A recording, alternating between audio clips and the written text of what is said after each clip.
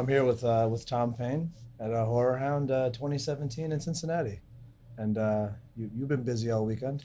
Yeah, it's been a good weekend. I only got in on Saturday, so I wasn't here for Friday, but I hear Friday was really busy too. Yeah, oh yeah, and for Sunday, this is Sunday now. For those of you keeping track, it is also very busy. Yeah. Most conventions they kind of fold down. hmm Now, have you been doing many conventions? I have. I've done a bunch actually this past year, but Horror Hound Cincinnati was the first one I ever did last year. And I had such a great time that I really wanted to come back. I love the vendors that are here and the selection of people that come to do the signings and stuff is really always really cool and interesting and fun. So yeah, I really wanted to come back this year, and I'm glad I did. Yeah, and being The Walking Dead, it brings in a whole different variety of fans. Right. Even I've been doing these for 10 some years of working, and I definitely see with Walking Dead, it will bring in people who would never ever come to a horror convention. And they always have a great time. Yeah. I was like, wow, this is something I didn't even know, and yeah, it's awesome. Have you ever had any unusual or touching experiences with a fan that was unexpected? Yeah, I mean, touching experiences you get people coming up with something that they're having signed for someone who's passed away, and it really means something. And I've had that a few times, and it's tough because you're really engaged with that person, and I'm quite an empathetic person, and I end up like almost crying, like, okay. And then the next person comes along who's super excited to meet you, and you have to like take a very quick moment and just be like, okay, back into it. And because you know, a lot of these people you're in their lives all the time, and they really associate you with these real deep feelings and emotions sometimes. And then on the other side of that, like the first time I ever met someone, it was here, the first time I ever met someone who was like shaking and crying when she met me and stuff. And she's actually here again this year.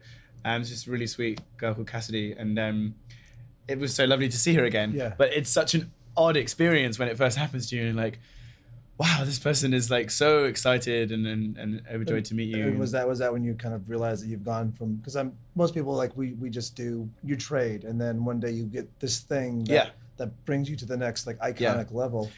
Yeah, but this isn't, I mean, The Walking Dead is kind of beyond anything that I would have imagined. Like you think that one day you might get a little bit of fame and some people might recognize you, but The Walking Dead fandom and the whole world that it's in is so passionate and it's amazing. It's an amazing thing to be part of. And what I really enjoy is that everyone on the show is super nice and super great, and it makes the whole experience for the fans so awesome, because they know like they want to come and meet their family. You know, they want to come and say hi to you again, and we see the same people over and over again, and it's great, and it's so nice to be part of something that's really communal and shared with your audience. And having met a lot of Walking Dead casts, I like to say, keep up the good work, casting agent, because everyone I've met has been just fantastic. That's amazing. And oddly similar to their characters. Yeah, well, I think that's a lot to do with the fact that, so me personally, and I know a bunch of other actors on the show, I didn't know the part. I didn't know what I was auditioning for. They just sent a specially written scene completely, outside of the show. And so you can't help but put a lot of yourself into that scene, because we really don't have much to go on. So you just go with how you would be in the scene, pretty much. They give you a couple of notes on the character, but then you just like pull bits of yourself out to emphasize those for that character. So they really get a sense of you. And so I think they know what they want, and they know what the character requires. And whoever has those qualities just naturally can just walk onto the set and play the part, and they don't have to worry about it. And they do that incredibly well, actually. Now, and back to the convention scene, have you met somebody that you found yourself fanboying out, like geeking over? Yeah, I'm not someone who would consider myself to ever get starstruck or anything. The thing that, like, so if I've met and been at parties with Oscar winners and all this kind of stuff, what I found is it's the people from your childhood. So I was at a convention a few months ago, and my brother is a huge fan of Indiana Jones, and John Rhys Davis was there. I was like, I've got to go and get an autograph for my brother John, because he played Salah, and it's a huge deal. And so I went over and got one for my brother for his birthday. I was so pleased with that. And then John was like, oh, would you like one? I was like, oh yeah, sure, okay. And then he started writing to me, and then he started writing about so lovely to have worked with you, and I started getting really teary.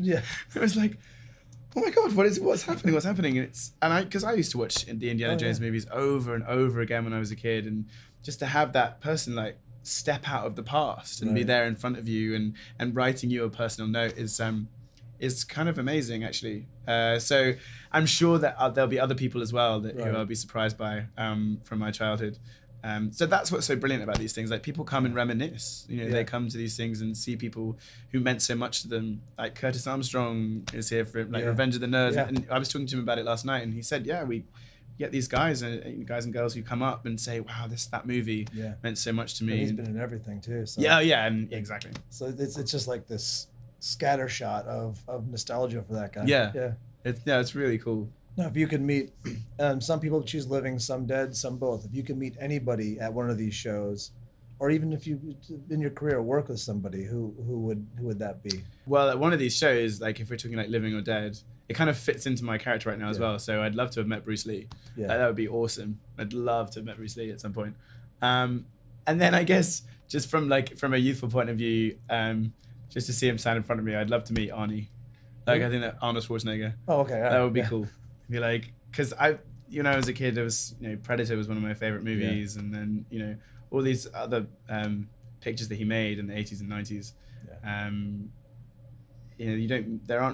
That archetype doesn't really exist in Hollywood right now. So and he seems like he'd be a lot of fun too. Yeah, I think so too. Yeah. I finally watched the what was that, the weightlifting movie, Pumping Iron. Oh yeah, me too. I had never watched that until like a couple months ago, and I'm like, they look like they're fun. No, absolutely. Well, I've met Lou a few times now. Lou's a sweetheart. He does a lot of these things. Yeah. He is really nice. But well, I think that'd be good for now, and I'll let you get back to your booth because I know you got people waiting. Yeah, I think I'll finish up for the day. I hate to make more people cry. All right, thank you very much, Tom. Thanks, man. Thank you.